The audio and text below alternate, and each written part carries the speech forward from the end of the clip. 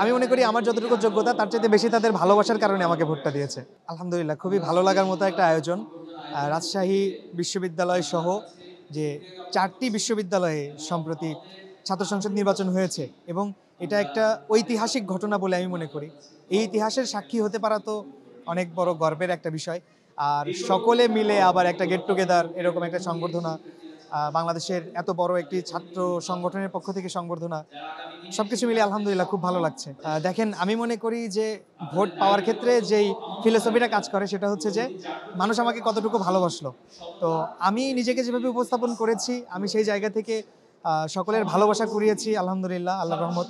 সেই জায়গা থেকে সবাই আমাকে মানে আমি মনে করি আমার যতটুকু যোগ্যতা তার চাইতে বেশি তাদের ভালোবাসার কারণে আমাকে ভোটটা দিয়েছে। আমি অবশ্যই আমার জায়গা থেকে সর্বোচ্চ চেষ্টা করব এবং আমি মনে করি যে সবার সহযোগিতা যদি আমি পাই তাহলে আমি আমার প্রত্যেকটা প্রতিশ্রুতি পূরণ করতে পারবো এবং আমি আশাবাদী যে আমার প্রতিশ্রুতি পূরণে আমি সবাইকে, আমার প্রতিদ্বন্দ্বী যারা ছিলেন তাদের এবং যারা শিক্ষার্থী রয়েছেন, ভোটাররা রয়েছেন, সবাইকে আমি পাশে পাবো ইনশাআল্লাহ।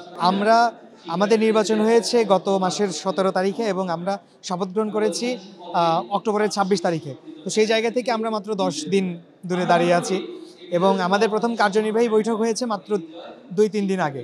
তো সেই জায়গা থেকে আমরা ফর্মালি কাজ শুরুর ক্ষেত্রে বলা চলে যে এখনও প্রাথমিক পর্যায়ে আছি এবং খুব দ্রুত সময়ের মধ্যে আমরা আশা করি যে দৃশ্যমান কাজ শুরু করতে পারবো। যদিও ফান্ডিং নিয়ে অনেক ধরনের কথা আছে, আপত্তি আছে, বিভিন্ন সমস্যা আছে, তারপরেও প্রাথমিকভাবে আমরা যা পাবো তাই দিয়ে ইনশাআল্লাহ আমরা কাজ শুরু করে দেব।